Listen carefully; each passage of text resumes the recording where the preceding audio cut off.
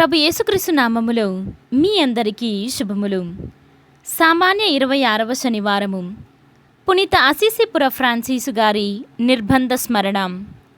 మొదటి పట్టణము గలతీయులకు రాసిన లేఖ 6వ అధ్యాయము 14వ వచనము నుండి 18వ వచనం వరకు.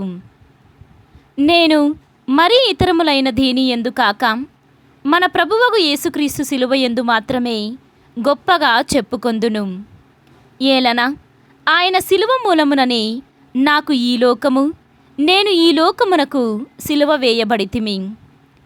ఎవడైనా సున్నతి పొందెనా లేదా అను విషయము అనవసరము.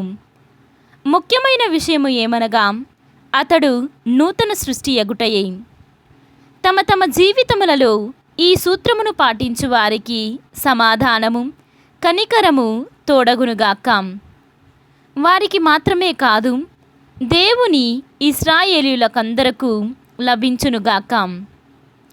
ఇక మీదట ఎవ్వడు నన్ను బాధింపకుండునుగాక. ఏలన నా శరీరముపై నేను యేసు ముద్రలను ధరించియున్నాను.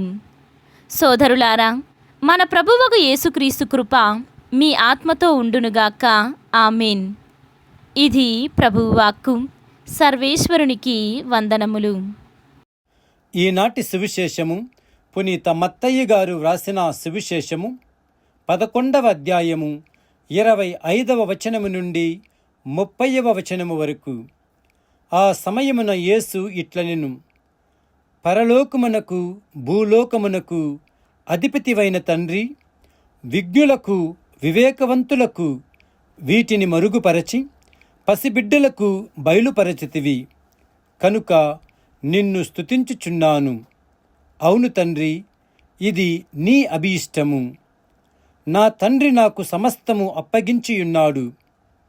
తండ్రి తప్ప మరెవ్వరు కుమారుని ఎరుగరు, కుమారుడు తప్ప మరెవ్వరు తండ్రిని ఎరుగరు, మరియు కుమారుడు ఎవరికి ఎరిగింప ఇష్టపడునో వారు మాత్రమే తండ్రిని ఎరుగుదురు.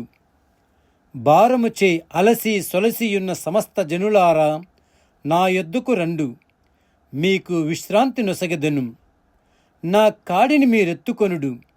సాధుశీలుడనియు వినమ్ర హృదయుడనియు మీరు నా నుండి నేర్చుకొనుడు. అప్పుడు మీరు మీ ఆత్మలందు విశ్రాంతి పొందుదురు. ఏలన నా కాడి సులువైనది, నా బరువు తేలికైనది. ఇది క్రీస్తు సువిశేషము. క్రీస్తువా మీకు స్తుతి కలుగునుగాక.